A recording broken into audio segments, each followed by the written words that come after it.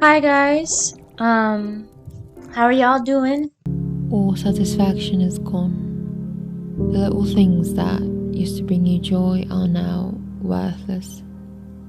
Okay, that's great. I'm glad you're doing well. My name is Nia Moore, and this is the fourth episode of the show. How did we do that? How did they do that? Sorry, I've been out for a little bit. I was on vacation, but now I'm back. And in order to celebrate me being back, I am going to create a quick episode of how to make your own clone. Because I think that that's cool a little bit to have your own clone. Well, not completely. I feel like that would be kind of scary actually. Like it's looking at you and it's you looking at it, and it knows everything about you and you know everything about it. I don't like that. But anyway, this should be a pretty simple effect. There's not too much to it. I actually want to create 2 episodes of how to make your own clone because there's actually 2 ways to do this.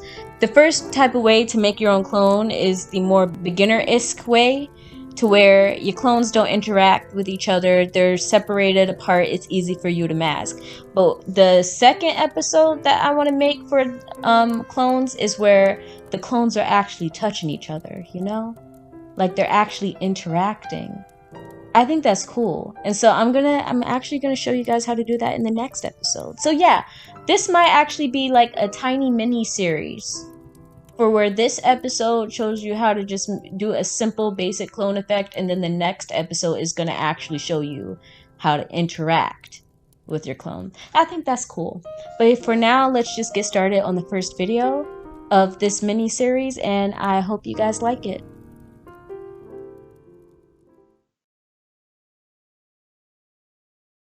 When making your clone, you need to make sure that you get 2 separate videos of whatever subject that you choose. For instance, in this example, I used myself on a couch. In the first video, you need to make sure that your subject is on one side, while in the second video, your subject needs to be on the other side.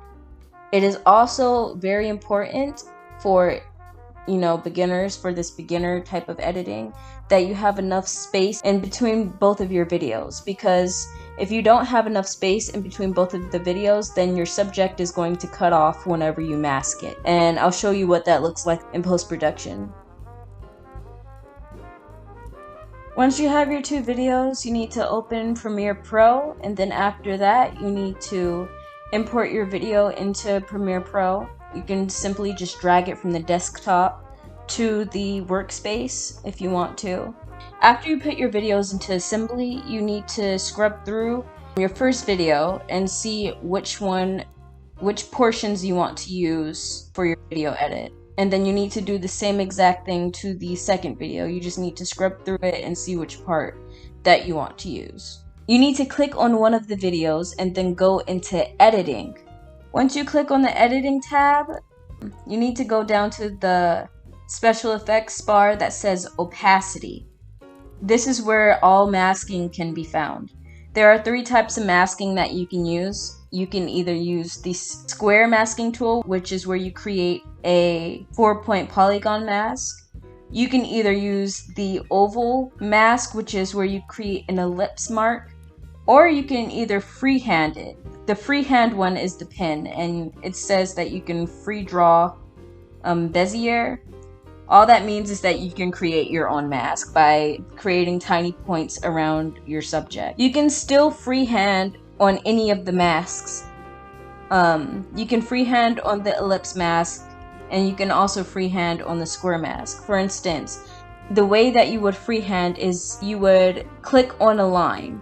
There should be those little circle things that come up, and each of those circle things you can move them around in order to better fit around your subject. And all I'm doing right now is I'm kind of freehanding a little bit. I'm just kind of editing the square to where I want it, specifically around the feet on the left video, because I kind of noticed how it kind of went onto the right side of the video and it kind of made it a little bit difficult to mask. That's why I say it's important for you to make sure there is a lot of space between your clones, preferably more space than I used in this video, because it'll make it a lot easier for you to mask around it and to make things look a lot more realistic. It's important to go to mask feather. because when you're using a mask, it cuts between both of the videos, and this is going to soften the line between the two videos. However, it is important you don't feather too much, because if you do, then it will turn both sides of your video white.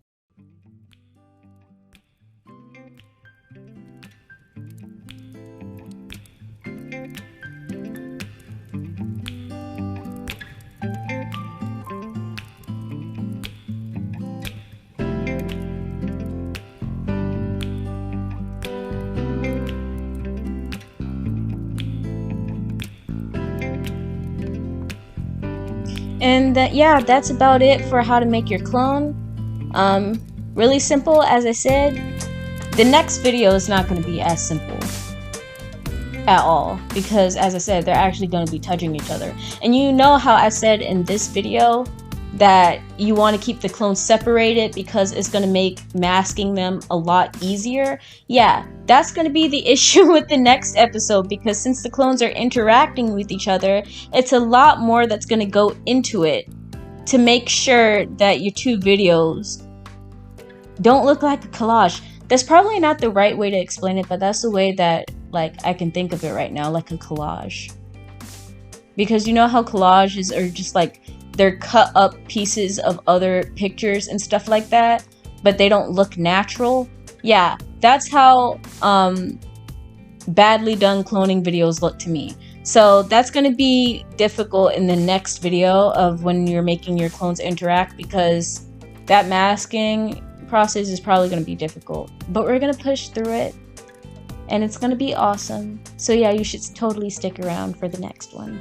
I really hope you guys enjoyed this video, and I will see you guys in the next one. Have a great day and stay safe. Bye.